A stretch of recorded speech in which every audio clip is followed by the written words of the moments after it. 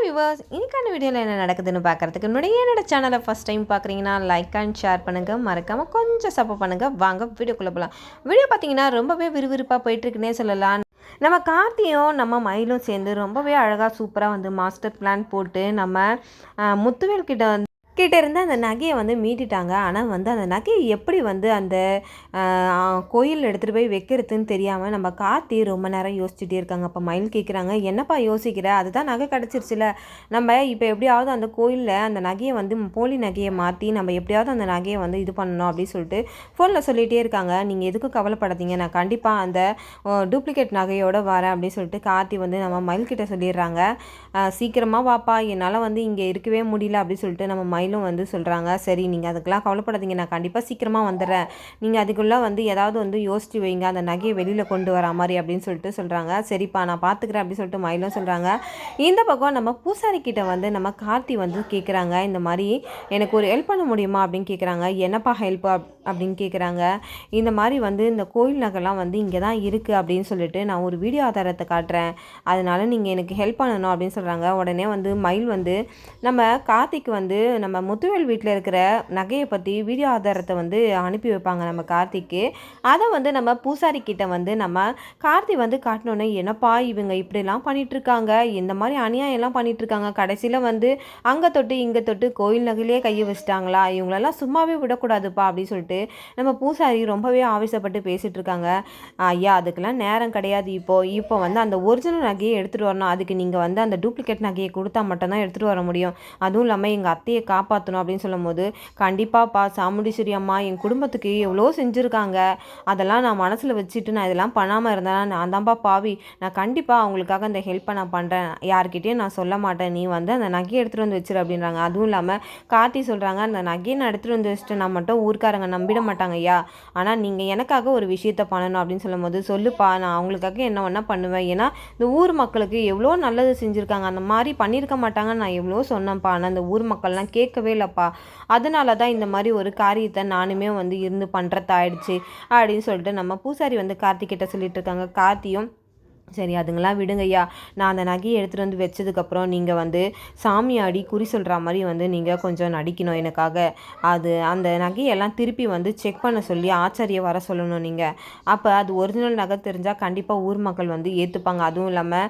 சாமியே வந்து இந்த குறி சொல்லியிருக்கு அப்படின்னு சொல்லும்போது இந்த ஊர் மக்கள் எல்லாருமே நம்புவாங்க ஐயா, அதனால் எனக்காக இந்த ஹெல்ப்பை பண்ணுங்க அப்படின்னு சொல்லிட்டு கேட்கும்போது, அதுக்கு என்னப்பா பண்ணிட்டா போச்சு, நீ போய் கண்டிப்பாக அந்த நகையை எடுத்துகிட்டு வந்துடு, நான் பண்ணுறேன் அதுக்கேற்ற மாதிரி அப்படின்னு சொல்லிட்டு பூசாரியும் சொல்லி அனுப்புகிறாங்க. இதை கேட்டுட்டு கார்த்தி ரொம்பவே சந்தோஷப்பட்டுட்டு அந்த நகையை போயிட்டு நம்ம மயில்கிட்ட வாங்கிட்டு வராங்க. வாங்கிட்டு வந்து நம்ம பூசாரி கிட்ட கொடுத்துட்டு அந்த நகையை எல்லாத்தையும் வந்து பூசாரியும் வந்து கோயிலில் வச்சிடறாங்க. வச்சதுக்கப்புறம் நம்ம பூசாரி மேலே எல்லாருமே ஊர் மக்கள் கூடியிருக்கும் போது சாமி வந்துடுது. சாமி வந்து சொல்லுது, இந்த மாதிரி வந்து அந்த நகையை மறுபடியும் வந்து ஆசாரியை வர சொல்லி செக் பண்ணுங்க அப்படின்னு சொல்கிறாங்க. இப்போ தான் ஏன் செக் பண்ணோம், செக் பண்ணதில் அது டூப்ளிகேட், நான் தான் சொல்கிறேன்ல, சொன்னதை மட்டும் செய்யுங்க அப்படின்னு சொல்லும் போது சாமியே வந்து சொல்லிடுச்சு, இதுக்கு மேலே என்னப்பா இருக்குது, ஒரு வாட்டி செக் பண்ணால் தான் ஆகட்டுமே அப்படின்னு சொல்கிறாங்க.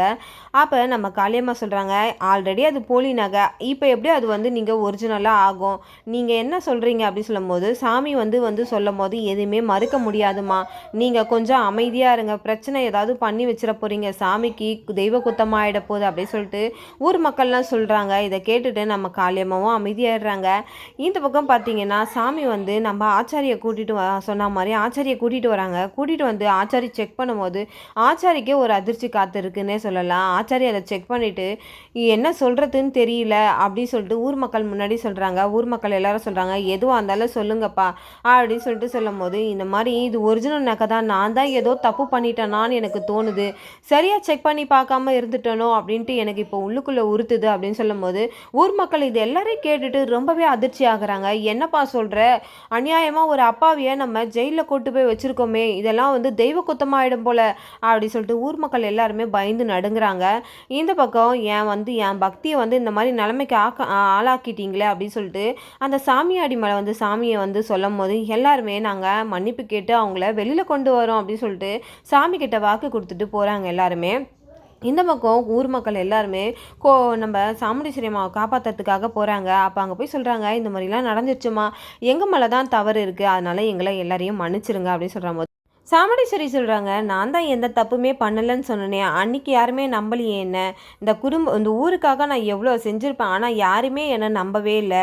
நீங்கள் எல்லாருமே வந்து அவங்க சொன்னதை நம்பி என்னை இது பண்ணிட்டீங்க. அவங்க எனக்குள்ள சதி வேலை பண்ணுறாங்க. ஏற்கனவே நிறைய என் குடும்பத்துக்கு பழி வாங்குற விஷயத்த நிறைய பண்ணியிருக்காங்க. இப்போவும் அவங்களோட சதியாக தான் இருக்கும்னு சொன்னேன், நீங்கள் நம்பவே இல்லை. ஆனாலும் பரவாயில்ல, ஆனால் இந்த மாதிரி பண்ணி பிழைக்கணும்னு எங்களுக்கு அவசியமே கிடையாது. சாமி எங்களுக்கு வேணுன்ற அளவுக்கு நிறையவே கொடுத்துருக்கு. அதுவும் இல்லாமல் எங்களுக்கு கொடுத்து தான் பழக்கம், அடுத்தவங்க பொருளை எடுத்து பழக்கம் இல்லை. அதுவும் சாமி நகையை எடுத்து நாங்கள் எங்கெங்க இது பண்ண போகிறோம்.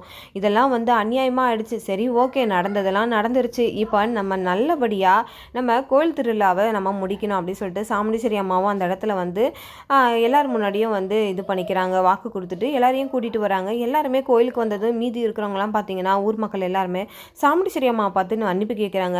சாமுண்டீஸ்வரி அம்மா சொல்கிறாங்க, எதுவாக இருந்தாலும் பரவாயில்லைங்க, இதெல்லாம் விட்டுட்டு கோயில் வேலையை பாருங்கள் அப்படின்னு சொல்கிறாங்க. கோயில் வேலையை பார்க்க ஆரம்பித்தோடனே எல்லாரும் ஒரே தடபுடலாக இருக்காங்க. அப்போ நம்ம இதெல்லாம் கேட்ட காளியம்மா, சந்திரா, செம்மநாட்டி, முத்துவேலுக்கெல்லாம் ஒரே அதிர்ச்சியாக போயிடுது. என்னடா இது, நம்ம ஒரு பிளானை போட்டால் இவங்க ஒரு பிளானை போட்டுட்டாங்க அப்படின்னு சொல்லிட்டு முத்துவேல் கிட்ட கேட்குறாங்க, நீ ஏதாவது பண்ணியா, அந்த நகையை ஏதாவது இது பண்ணி வச்சியா அப்படின்னு சொல்லிட்டு கேட்குறாங்க. இதுக்கும் எனக்கு எந்த சம்மந்தமும் இல்லை, நான் ஏன் அந்த மாதிரி பண்ணுறேன் அப்படின்னு சொல்லிட்டு ஒரு பக்கம் இது பண்ண சந்திரகலா ஒரு பக்கம் இவளை உள்ளே தூக்கி வச்சு நம்ம சந்தோஷப்படலான்னு பார்த்தா இவன் வெளியில் கொண்டு வந்துட்டானே, என்ன பண்ணாலும் வெளியில் கொண்டு வந்துடுறான். ஃபீல் பண்ணிகிட்டே இருக்கும்போது நம்ம சாமுண்டீஸ்வரியை பூசாரி பார்த்துட்டு நடந்த உண்மையை எல்லாத்தையும் சொல்கிறாங்க. இந்த மாதிரி உங்கள் மாப்பிள்ளை இந்த மாதிரி அவங்க தாங்க உங்களை வெளியில் கொண்டு வந்தாங்க, அவங்க இல்லைன்னா நீங்கள் வெளியில் வந்திருக்கவே முடியாது.